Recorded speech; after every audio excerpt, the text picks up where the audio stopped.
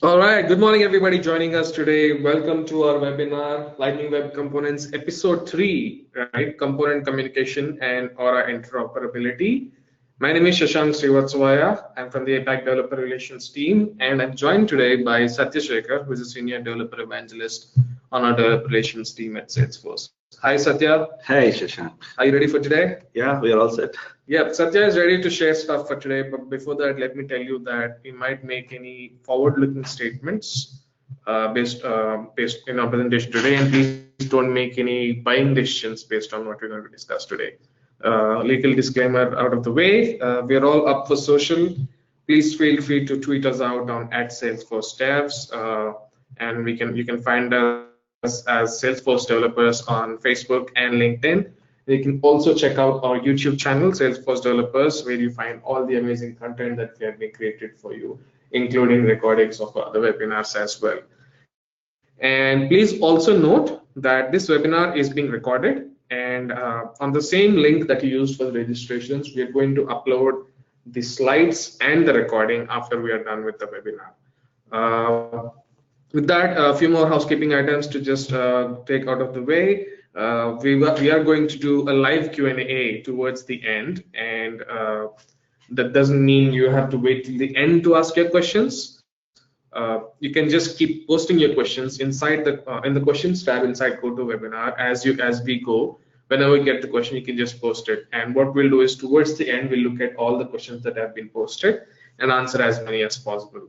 Right? Please don't repeat questions, and please stick around for the live Q&A towards the end. And if in case we are unable to get to your question, you can always feel free to post them on the Salesforce developer forums. Right. So with that, over to Satya, who is going to give a little recap of what happened with episode 1 and episode 2, and also lead into our agenda for today's episode 3. Thank you, Shashank, and thank you all who joined our webinar today. So in episode 1, we started with Lightning Web Components introduction, where we understood the anatomy of the Lightning Web Components. Then we had a brief introduction about the sample gallery, and we learned how to use component library and how to open the components in component library and dynamically check how it's working. And then we also talked a little bit about base Lightning components there. And then we saw how to use the developer tooling, that is Salesforce CLI and VS Code. And then we had a small, simple demo of Hello World in our first episode. Then the second episode was completely dedicated to the Salesforce data. We started working with the data there from the Salesforce org, and we saw how we can interact with the Salesforce org using the base Lightning components, and then we also understood how we can leverage the wire service to get the Lightning, get the data from the Salesforce org. Both base Lightning components and wire service uses the Lightning data service and the UI API there. Then we also saw how to use the wire service with Apex methods and then wire it to the property or wire it to the method. Then we also understood if something is not, some method in the controller is not defined as at Aura enabled cached equal to true. In that case, we can use the imperative Apex calls to directly call the Apex methods from the controller. And then finally, we also saw how to configure our component in the Lightning app builder as an administrator, even with the design properties. Sounds good, Satya. And as we speak, we are going to just post links to these episode 1 and episode 2 recordings and webinars. We are going to shortly give you the links right there. And what do we have in store for today, Satya? Yep, let me walk you through the agenda for today's webinar. Today's webinar is mostly dedicated to the component communication, where we'll start with how a Lightning Web component can be composed. And we'll see all possibilities of the component composition there. Then we'll see how each component can talk to each other using the events or the public API. Then we'll also see how the lifecycle for a Lightning Web component goes, and then understand how we can leverage the lifecycle hooks wherever we want to implement our code while the component is going through its lifecycle. And then we'll also understand how one Lightning Web component and other Lightning Web components, which are not in the same boundary, can communicate with each other using our PubSub communicate module there. And then we'll also see how an Aura component can interoperate with our Lightning Web Component. We'll see the coexistence of Aura with Lightning Web Components there. Okay, so first thing, component composition. What do we have in store? Okay, let's see how a component is composed. I'll take an example of a Lightning Web Component, which also has a child component. Then let's see how it is organized. So the Lightning Web Component in which we have defined the template is called as the owner of the all other components which are contained within that component, right? So this owner can have a container. In this example, you can see to-do wrapper is one more Lightning Web Component which is acting as a container. In this case, owner is the parent and container is the child. And this container can in turn contain the components, Lightning Web Components as children, and it can have more Lightning Web Components. Now this owner can contain one container or even more containers, and it can also contain the components, Lightning Web Components themselves as direct childs of the children of the owner, right? In which case owner will become the parent and these components will become the child. Right. So in this parent-child relationship, the parent can be owner sometimes, the parent can be container, right? So if the owner is the parent, so what are the different things that it can do is it can set the public properties on child, and it can also call any of the public methods that are defined in the child, and it can listen to any events, basically any events that are propagated from all its children. But if container is the parent, in that case, it can read the public properties. It cannot set the public properties anyway, though it can call public methods on the child. And it can only listen for the events that are bubbled up from the children. Sounds good. And that leads to our my next question basically is the composition is great because it's a component-based model. You can compose it in multiple ways you feel suitable. But how do they communicate, right? I want to understand more about inter-component communication between various types of components. Yes. So the components can communicate with each other in different ways, where it could be a parent to child communication, in which case, like we just saw the composition, in which case a parent can communicate with the child, and also a child can communicate with the parent. Then there may be two Lightning Web Components which are in different hierarchy of containment. In that case, we'll see how they communicate with each other, and we'll also see the fourth type where a Lightning Web Component can communicate with the Aura component. So let's go ahead and see how a parent to child communication happens. So a parent component can communicate with the child component using its public API or public property. Let's see an example here. Now I have a parent HTML and I have a child JS. In child components JS will define a property and make it public, right? So that the parent component can access that property as an attribute of the element. And you can see here, when we are defining the property of the child component, we are defining it in a camel case. And then when we are referring to the same property as an attribute that within our parent component, then we are using the kebab case there. And one more thing which we need to mind is when we are defining the public property and parent is going to set that public property, that becomes a read-only property for the child component. Can't wait to see this in action. Yes, this is demo time. Let's go ahead and see how a parent to child communication happens. So again, I'm back in my sample gallery, my recipes app, right, where I'm getting into the parent to child tab. So we'll see an example from the parent to child. Here is an example where API property is the parent and it has a child called C chat bar. When I make some changes in the parent, you can see that the child component is getting updated, right? So if I make it as 30%, or I can increment it, I can decrement it, this is dynamically happening. It's all because of the communication between the parent and the child. Now let's see the code, how it looks like. So let me open a chart bar component. So let's go to our Visual Studio Code as usual, and let us open the chartbar.js, where you can see I have defined a public property called percentage, which can be accessed by the parent component. Now, if you see the parent component here, which is API property, let me open the API property for you. So I'm opening API property.html, and here I'm using the chart bar as a element, as a child component that is contained within the parent component. And we are referring to the percentage here, which will be a property that is already defined. Because it is defined as at API, I can access it in my API property.html. Let's see how it is using that percentage. Let me also open API property.js for you. So here, so here we are using the percentage property, which we are making it as trackable property there. We are setting it to 50%, and you can see that here that 50% is set here as a property value in our API property.html, and then that is automatically updated in our chartbar.js. This percentage field is updated. And we are styling, we have created one more property called style, in which we are setting the width with the percentage that we got from the parent. Let's open the control chartbar.html here,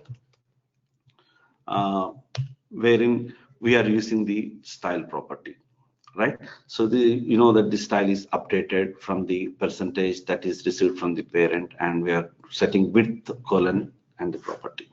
That's how you can see the output here, the chart bar, as this is the style and this is the percentage that we are displaying.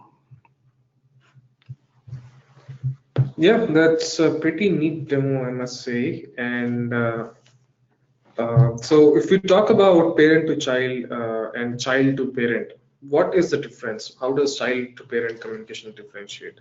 Yeah, so in the parent to child communication, you saw that it was really trivial. We only defined a public property in the child, but let's see how we can communicate from child to parent. In this case, child generates a custom event. It can create a custom event and then communicate with the parent using that custom event. Let's see with the sample here. So here you can see that the child is creating a custom event called show data. So this is the event type for us, and then it is dispatching that event. So this, once it dispatches the event, that event can be received by the parent component by using the same type, like we have used show data as the event type there. Then we can call on show data. So whenever that event happens, we are handling data in our handler there. So this is what happens. Right, but I would also want to give some suggestions on naming the event types here, Shashank. So though it's not necessary that you follow these notations, but it's always good. So never use the uppercase letters while defining the event type, and don't use the spaces. If you want to use a multi-word event name, in that case you can use the underscores there. And also don't prefix your event type with on, because that is going to be disastrous, as it gives a on show data. You can see double on, right? So yeah, that is one caveat we need to check. Yeah, and it communicates using the custom event. So let's also go ahead and see the demo there. But before that, so you can I'll show you one more variation of the show sending the custom event. So when we send the custom events, we can also send the data from the custom event. Here you can see, here you can see I've defined the show data, and then you can see an attribute called detail. We are sending the data from the child component to the parent component using this detail property. And the parent component can access the detail property in its handler just as a property of the event that is sent as a parameter to its handler. And it looks like we use standard DOM events here instead of our own eventing mechanism like we have in Aura, right? Exactly. So these are the events which we can create, and then we can do it. These are the DOM events. And let's see a demo of this child to parent communication. Let me show an example here. Let's go here. So I have a child to parent tab in which I have a sample. Here you can see that event simple is the parent, and then I have a paginator as the child of this component. And then whenever I click a button, say next, so it creates a custom event, as I showed in the illustration there. It creates a custom event and it sends the custom event to the parent, and then parent takes some action. In this case, it has incremented the page number. Similarly, if I click on previous, it also generates an event, then that is handled by the parent. Now, let's look at the code and see how it works. So let's see the child, because I'm initiating my action from the child component. Let's first see the child code there. And it is paginator. Let me open paginator for us. So I'm opening paginator.html. Here you can see that we have defined two buttons, one button for previous, and there is another button for next.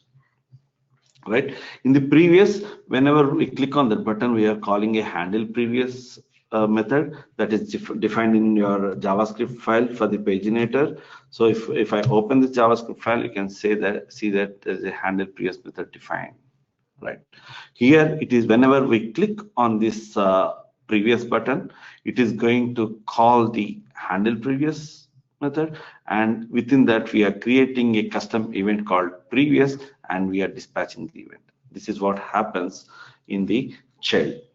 Now let's see how parent can receive that event. Now with that, we have discussed what happens when we click on the previous button here, or what happens when we click on the next button here. Right? Now let's see what we do in the parent sample. Let me open parent HTML.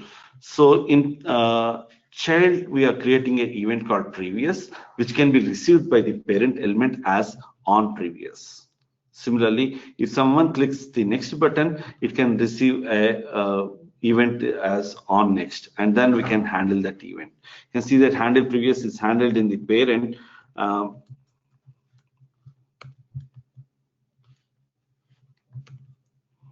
So if you see this event simple.js, you can see that in handle previous, we are checking if the page number is greater than 1, we are decrementing the page number.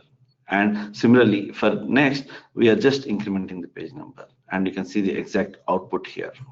So when I click on previous, the page number is changed, and when we click on next, the page number is changed. Okay, so sounds good, but is there anything else that we need to understand about event communication in parent-child and child-to-parent, especially when we are moving towards web standards? What are some things that we need to keep in mind or be aware of? Yeah, so we talked a lot about the web standards in our episode 1. Yeah, when we are the lighting web components highly relies on the web standards. So let's revise some of the concepts which are very much specific to the HTML5. So one important concept here is shadow DOM. So shadow DOM within the DOM, right? It's like a sub-DOM tree which is created within the DOM. So lighting web components also use a similar concept for setting its elements. In that case, we call that subtree as a shadow tree, and the root of the DOM as the shadow root, right? So why do we need a shadow tree at first place? Because it can hide, it hides the the element from the document that it contains. And then we can also and the shadow tree also affects the way the CSS events or the CSS is done at the different levels of the tree, and also how the events are propagated across the DOM, right?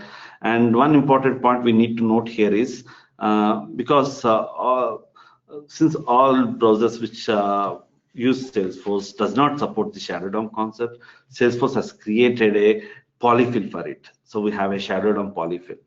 Let's see how exactly it works. If you see here, we have two components. One is to-do app, and within that component, we have one more component called to-do item, right? So the to-do app shadow tree width, you can see that it is from to-do app to /to-do app there.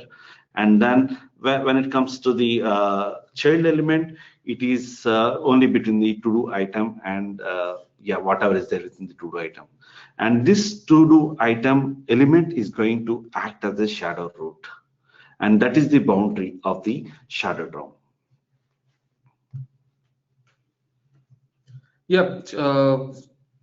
So I think the biggest advantage is the encapsulation that can be made possible with the usage of standard DOM, and it's actually a new web standard that is taking shape. Sounds good. Right. So anything more about within this shadow DOM, how event propagation happens and all those things? That's a good question, Shashank.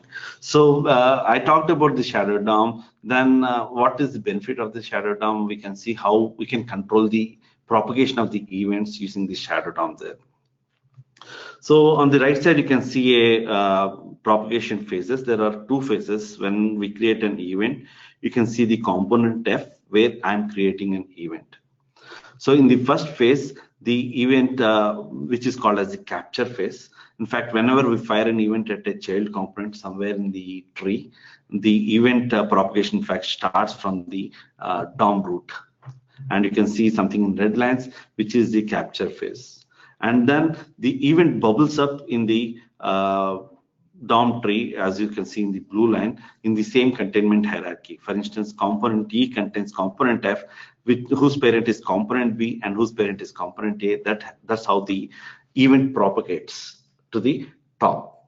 So with Lightning Web Components, the bubbling is always set to true. So we can implement our listeners for the events at any of these components where the event is bubbling to the top, right from the child component where it is generated. Now you can see that event propagation can be controlled by two properties. One is called as bubbles, which if set as true, then the event can bubble up through the DOM, right? But by default, it is set as false. And then if the compose is set as true, then the event can even cross the shadow boundary. This is where our shadow DOM plays the role, right? So now the shadow boundary is the shadow root for the shadow tree.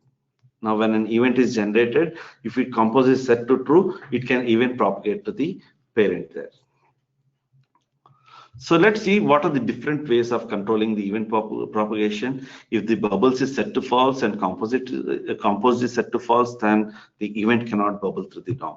So that's where the element itself has to, the Lightning Web Component itself has to implement its own handler for it.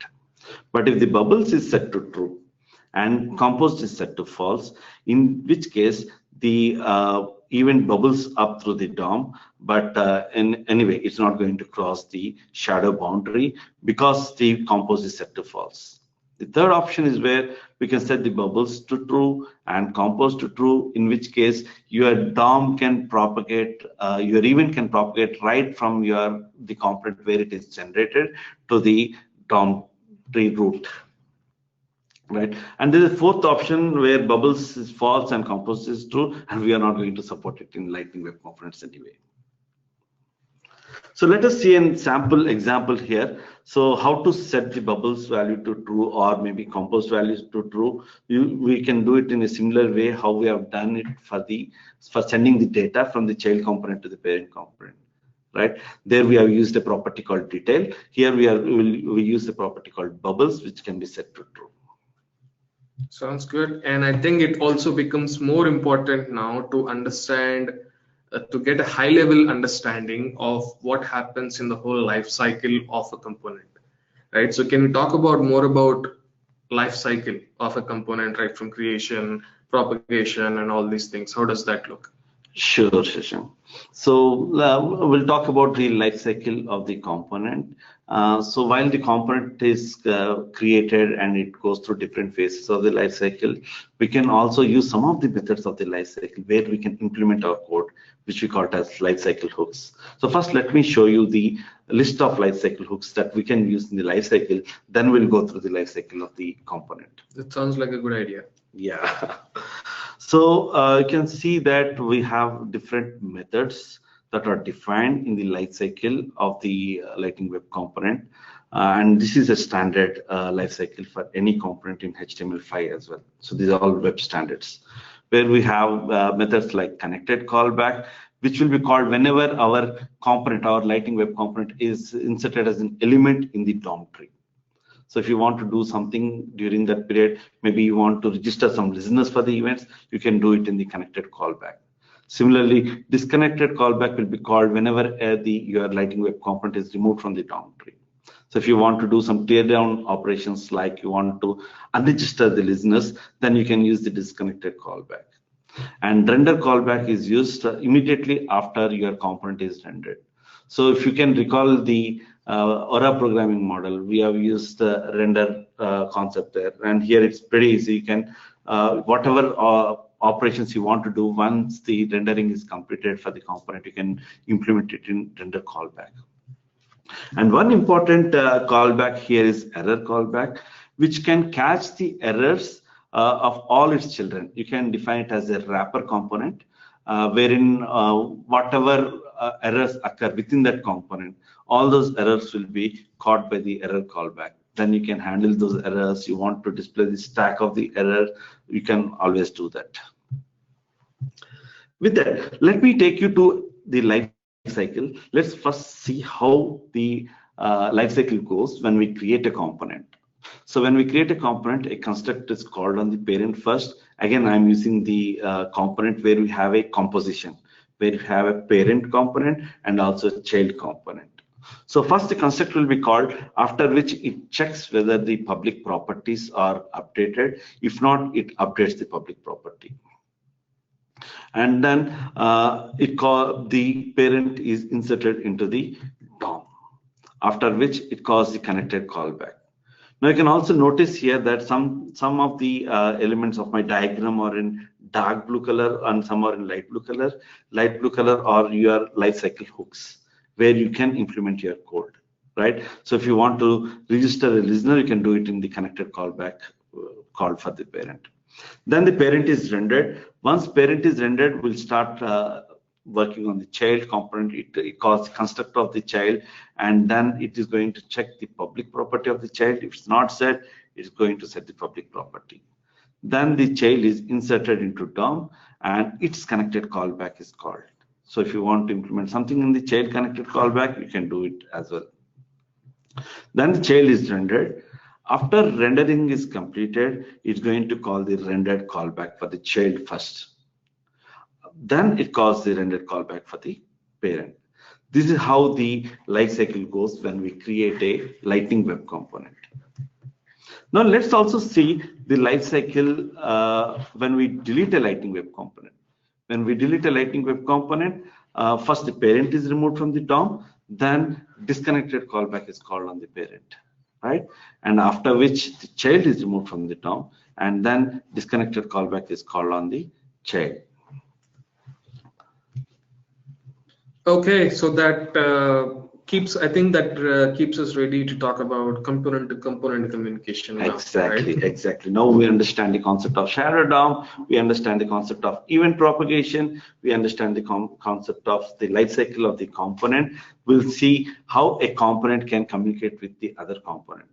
So we also saw parent to child communication and child to parent communication. This is the third variation, where a component can communicate with other component using a concept called pub/sub, where events will be generated by a publisher. Here in this case, you can see the left side component in green is a publisher, and that event can be handled by the subscriber using this pub/sub model.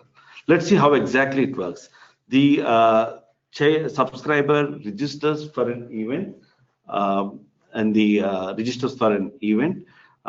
Then once it registers, you can register that event in your connected callback method, as I was talking about. Like whenever you want to register something for the events, you can do it in your connected callback. So this is the first step we need to do even before handling the events. So whenever a publisher fires an event, that event is called by the subscriber, and subscriber handles the event. This is how a component communicates with the other component. The publisher component fires the event, then subscriber component can handle that particular event there. So let me also take you to the PubSub module. Yeah, that's my Right. question, because I know that right out of the box, there is no direct mechanism that is part of the platform yet for this PubSub communication to happen easily. Exactly. So what are we doing to help out the developers with this? Exactly, as you have rightly said, Shashank. So in Spring 19, we don't have any mechanism, state mechanism for the communication to be between the components which are not on the same containment hierarchy, right? So for that, we have an implementation of a singleton library called PubSub, which is based on the publish subscribe pattern, which we saw in our earlier illustration. That's what we are using, where there will be a publisher which publishes the event, and a subscriber can subscribe the event.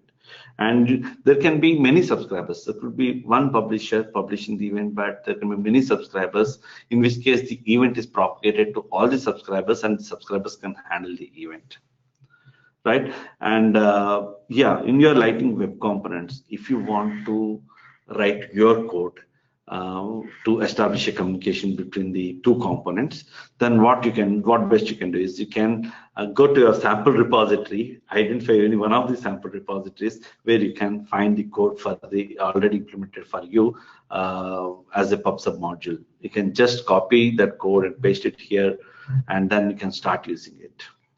Even the Aura components uses the relies on this PubSub module of the Lightning Web Component, and it has a wrapper called Aura PubSub.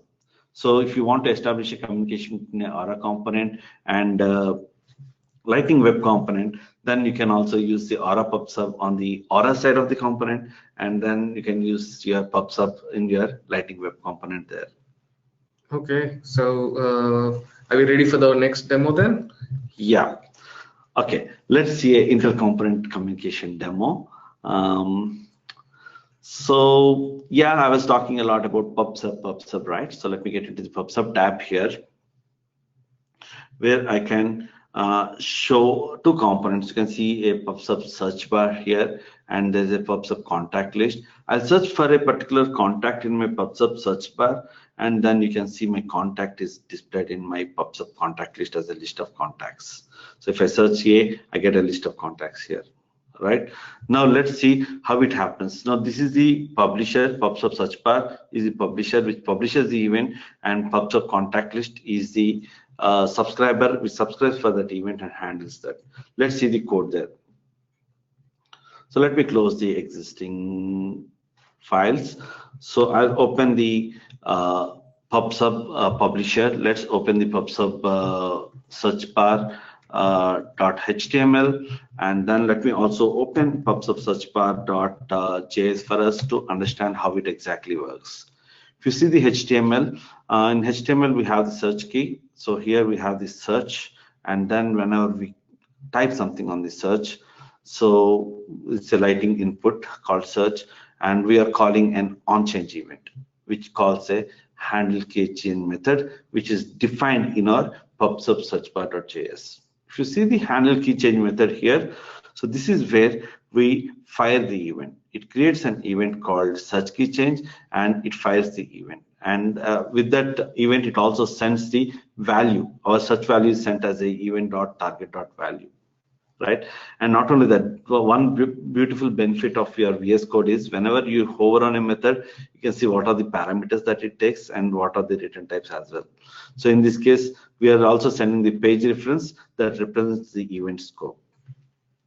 Now this is how a publisher publishes and fires the event. Now let's see how a subscriber can subscribe for that event and handle it. Now if you see the code, let us open the PubSub contact list. So I'll open the PubSub contact list.js and PubSub contact list.html for us. So if you see the PubSub contact list for .js, this is where you have a connected callback. I said you can register the listener, right, from any of the lifecycle hooks, but because connected callback is being called at the earliest possible and immediately after the element is added to the DOM. So this is where we can register our listener. So we are registering for the search key change, and we are using a handler for it. The second parameter of the register listener is the handler. So let's see what we have in handler search key change. So whatever we sent as the event.value will be available as the search key here. So we are setting this dot search key as the value which got it from the parent, so publisher component, right? So and yes, so this is search key. This is how it exactly works. Now it can use the search key for whatever purpose it wants. Probably it wants to use it in the wire service where we have made it as a dynamic property. So whenever the search key changes, it's going to immediately call the find contacts, and then it returns all the contacts which matches that particular search key. And then because it is at wire and it is wire is reactive by nature, these contacts will be available in your PubSub contact list .html, and then you can process this contacts data and display the contacts here. We are just displaying the contact in our contact list item using a for each loop. That's where you can see a list of contacts being displayed here. This is how it works, Shashank, where we fire the event from the publisher, and then the subscriber is going to handle that event. Sounds good. Okay, the LWC stuff is pretty clear for me. Now let's talk about Aura, right? So we keep saying Aura and LWC can interop very well with each other. So can you talk more about interop and composition, which includes Aura, or maybe a little bit of migration as well towards the end? Definitely. So let me take an example here. Let me take a Lighting app page, and let's see how a Aura component can be composed within this Lighting app page and also the Lighting web components. So a Lighting app page can have an Aura component. It can also have a Lighting web component.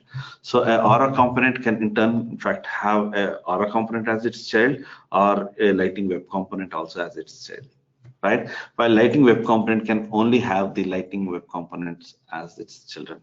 Right here, I would like to make a note that a Lighting web component cannot have a Aura component as its child, right? Fine. Now this is basically a composition where you can see two types of strategies. One is the nested strategy, where you can see the first component. If you see, you have an Aura component in which the nested Aura component and a nested Lighting web component. That is the nested strategy. And you can also see that this Aura component is side by side with another Lighting web component, which is a side-by-side composition strategy. Now let's see all the combinations of how each component can communicate with the other component. Now if you see here, a Aura component can communicate with the other Aura component using the Aura component events, or it can also communicate using the Aura application event, right? So you can see legend at the bottom as well, where your yellow color represents the Aura component events, while that maroon represents the Aura application events. Now let's see how the Lighting web components communicate with the other Lighting web components, and also the how a Lighting web component can communicate with the Aura component. That can be done using your custom events, what we saw just now in our child to parent communication, and it can also be done using the public APIs, like it can set the public property using the @API decorator for in the child. So we saw that in the parent to child communication as well. Now all these components can interact with the Salesforce org to get the information from the Salesforce org. It internally uses the Lighting data service and UI API as the underlying engine to get the data from the Salesforce org in a more efficient and secure way, right? And then if one Aura component wants to communicate with the other Aura component, this is where we have defined our Lighting event service. So we talked a lot about the PubSub. That's the reason we were talking about the PubSub stuff. And yeah, so you can see in green dotted arrows that the Aura component and Lighting web component can communicate with each other using the Lighting event service. And also you can see that this Lighting web component can also communicate with Lighting app page and Aura component as well with the Lighting app page using this Lighting event service. This looks pretty useful, Satya. So can you see it in action? Because I'm a big fan of looking at code. Yeah, I know you, right? So that's how I always get prepared with my action items where I show the code. So let's get into the Aura interoperability. So here, let's take an example of, there are different examples. Let me take one example where Aura is the parent and your Lightning Web Component is child. In this case, Aura embedded LWC is parent and a contact list is the child, right? Let's see how the communication works. This child component loads the contacts in the contact list. Let's see the Aura embedded LWC parent component first. So let's get into the code. Let's close the unnecessary tabs anyway. Let me open the file. So here you can see I'm using Aura Lightning Web Component. So I have the component and I have the controller there. So let me open the Aura component and let me also open the controller for that, because this is where we get the information from the child and display it. So you can see that here we are using a contact list. Let me also open the contact list here and let me show the contact list. I believe it is contact list item, if I'm not wrong. Let me quickly check that. It's contact list, okay. So how I'm identifying the component is it is contact minus list for there, right? So here, let me also open a contact list .html for you. So in contact list.html, we are using a handler. Let us, yeah. So you can see a handle select event that is called from the contact list when I select a particular element. Let me show an example here. So here I have a list of contacts which are populated. I'm selecting one of the contacts. So what it does is it generates an event. It sends the contact ID to the parent component, and the parent component displays the contact information within it. So if you see the code example here, so I have a H reference where I have the list of contacts, and whenever I click on that particular contact, it's going to call the handle select method. And the handle select method, in handle select method, we are creating a custom event, right? As I said, Lightning Web Component can communicate with the Aura component using the custom event there. So we are creating a custom event in which we are sending the detailed property, where I'm sending the contact ID as the detailed property, right? And we are dispatching the event. Once the event is dispatched, we can handle that event in the Aura embedded LWC, which is a parent. So you can see that our contact list is used here as an element, and it is calling on contact select, right? Whenever that event contact is selected, so it gets this event on contact select, and it is calling the handle contact select from the controller. You can see that it is c.handle select because we are using the Aura component there. And let's see handle contact select in the Aura embedded LWC. In handle contact select, we are using the contact ID, and then we are finding the service and we are reloading the service. Let's see what this service is in our Aura embedded LWC.html. So once we click on the contact list, you can see the element with the name service here,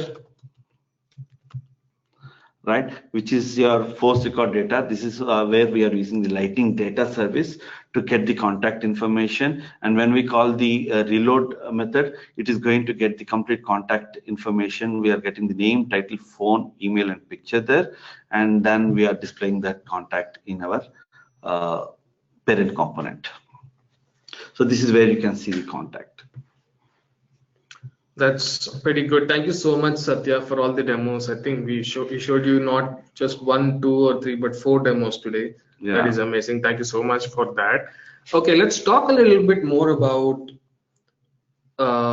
should we migrate to Aura, or how should we think about migration? Yeah. So this is a common question which I've been facing from most of the people where I'm doing some events or workshops, right? So if you already have a project that is implemented using your Aura programming model, then we'll see how the migration can be done.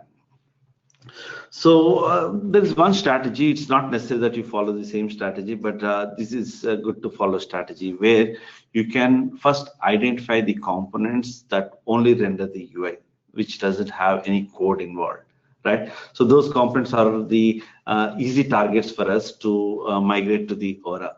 So you only probably need to replace the element, the syntax of the element with the Lightning Web Component syntax in those components, right?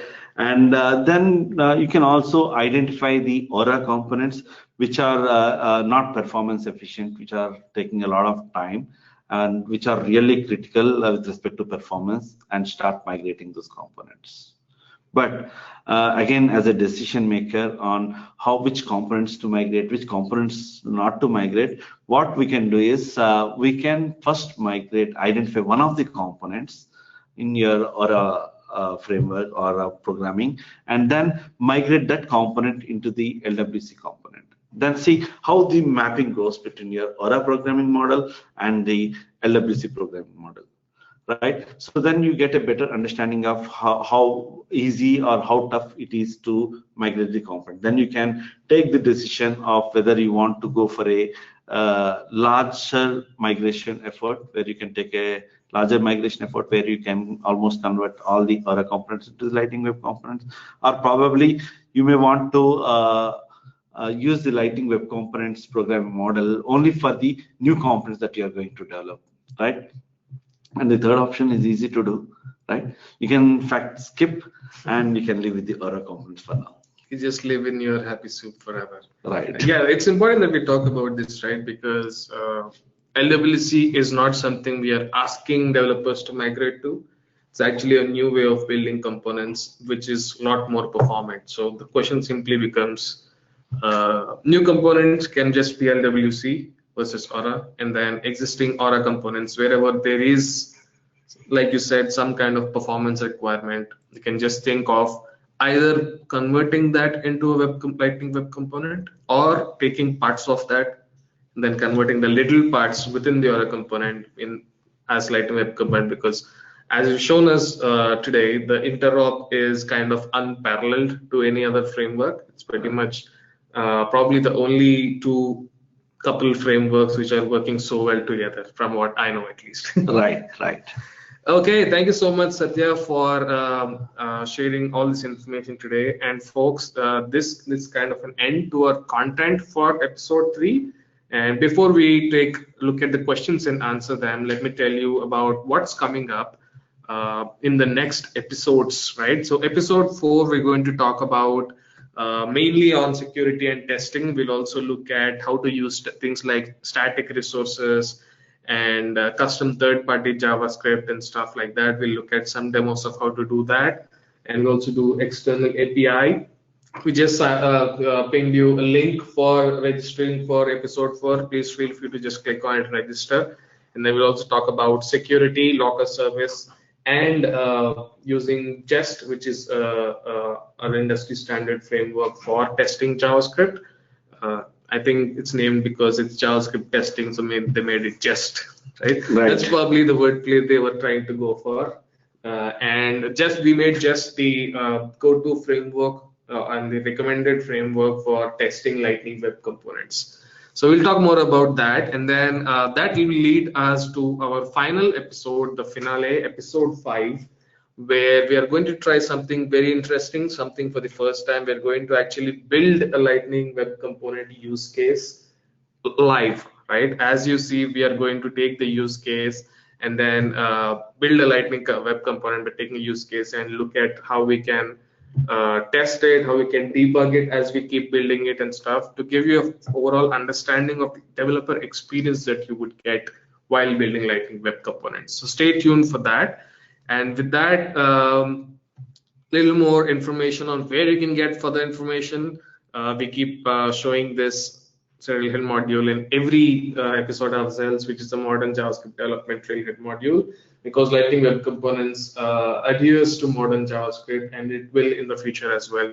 So please feel to check out that Trailhead module. And also our trail mix, sforce.co/LWC. It will take you to our Lightning Web Components custom trail mix, which has all the content, the links to all the sample apps that you've seen, the recipes app, all the Trailhead modules that are related to that. And that leads us to our Q&A section. Make sure you follow these links. And then before we start Q&A, I just want to tell you to please join our Trailblazer community chatter group, bit.ly/webinar in APAC, to stay in touch with the new stuff that is coming out. And then please feel free to tweet us out at Salesforce Devs. We just pinged the link in the chat as well to join the chatter group and stay in touch with what's happening and updates and stuff like that. You're also going to get emails for invites for all of them. So with that, Satya, are you ready to answer some questions? Yeah, we are good. Okay, we have like so many good questions here. Most of the questions are, some of the questions, quite a few of them are about the older episodes and links for them and stuff. So we posted the links to episode 1 and 2 already. And just in case, we'll also post a link to episode 3 as well just now, just so that you have a reference to that. Episode 4, we just pinged a link already. Everything is there in the chat. You will see it will say episode 1, 2, 3, or 4 in the URL itself for you to easily identify. And then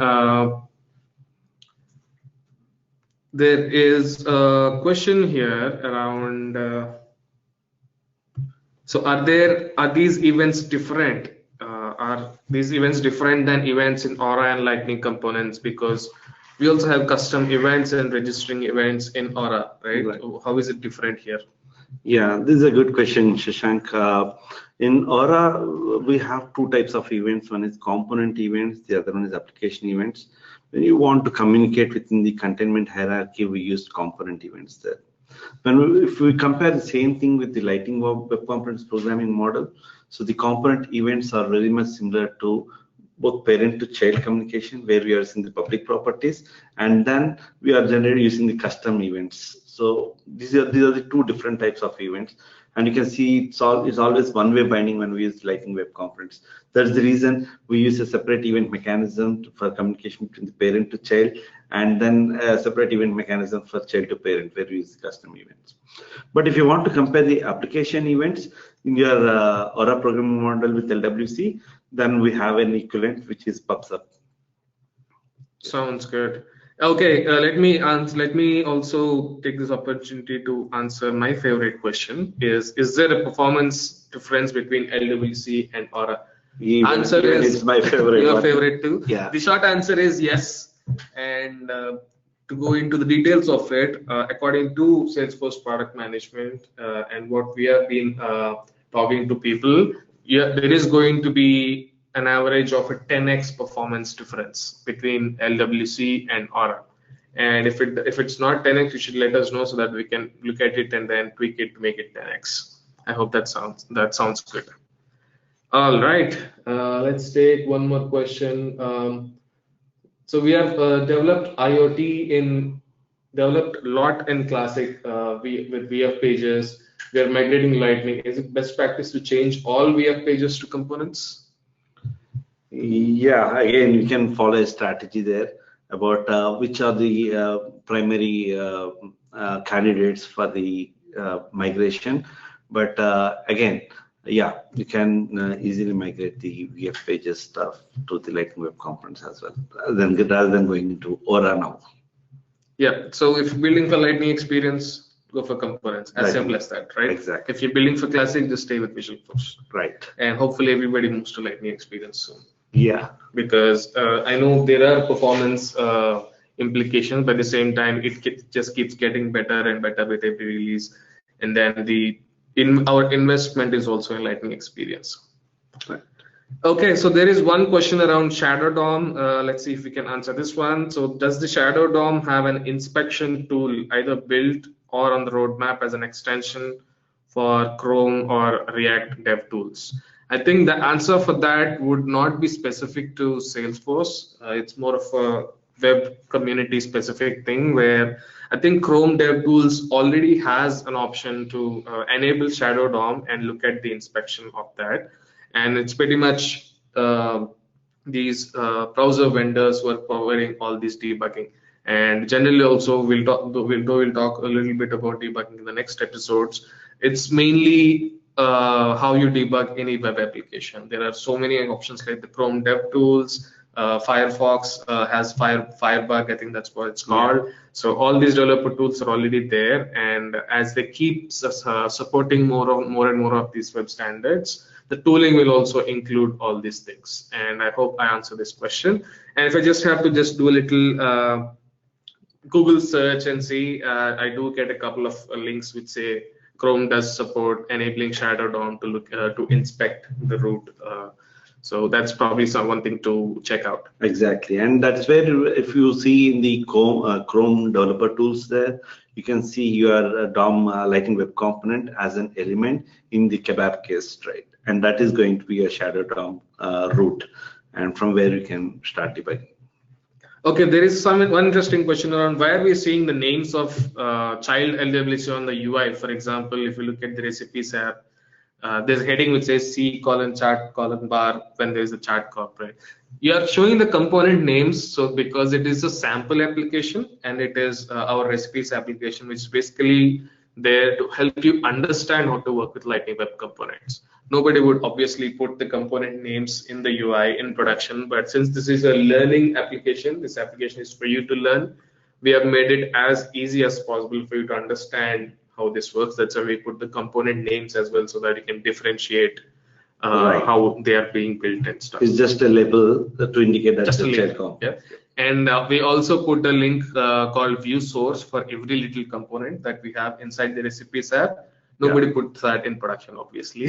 That's right. And when we click on that view source, it takes us directly to the Git repository, to the exact location where we have the code for this particular component. Exactly. You don't even have to do the searching that Satya has been doing in VS Code. You don't even have to install VS Code. Exactly. You can just click on view source. It takes you to the GitHub repository where actually into the exact folder of that component, so they can look at the code. If you want to have a quick look of the code, so that's the best way to get into it. But if you want to tweak and play with it, then do it with the VS Code. Okay, let's see. There's something interesting. Let's see a little more interesting stuff. What do we have here? We still have 2 or 3 minutes more to go. Is PubSub similar to application event? Is there a simple answer for that? Yeah. Yes. Yeah, there are simple answers. That's yes. Okay, let's see what else.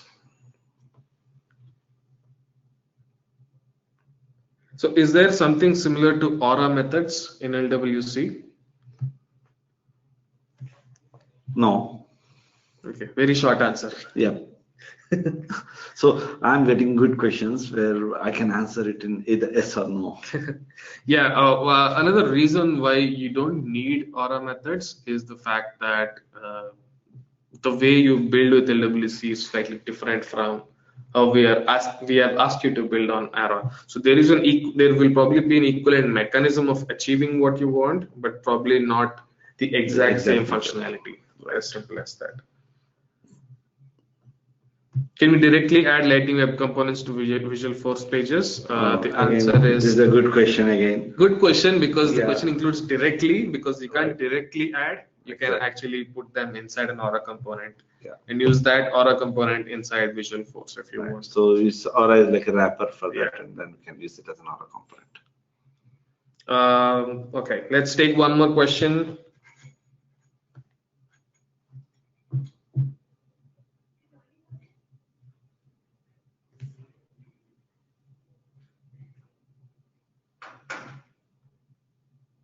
Okay, there's a lot more questions around what should we choose, how should we migrate to VF, should to Aura and stuff. I think we did cover most of the questions. Let's see anything that we have missed. So there are some questions around the concept of Shadow DOM. Do you want to talk a little bit about that? Yeah.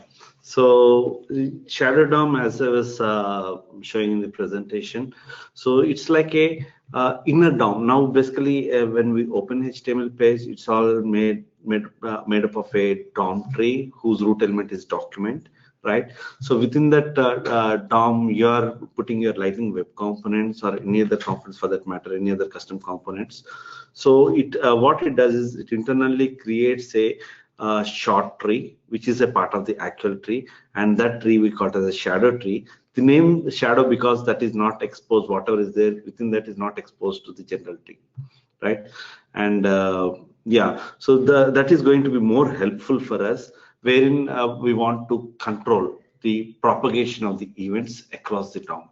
So if you only want to limit the propagation of the events within the shadow tree, we can do that. If you want to limit only the styling information within a particular Lightning Web Component so that the other brand is not disturbed, you can even do that using the shadow DOM concept. You can only see good stuff on the advantages of using Shadow DOM. Yeah. All right, so that's pretty much what we have in store for you, everybody. Thank you so much for joining.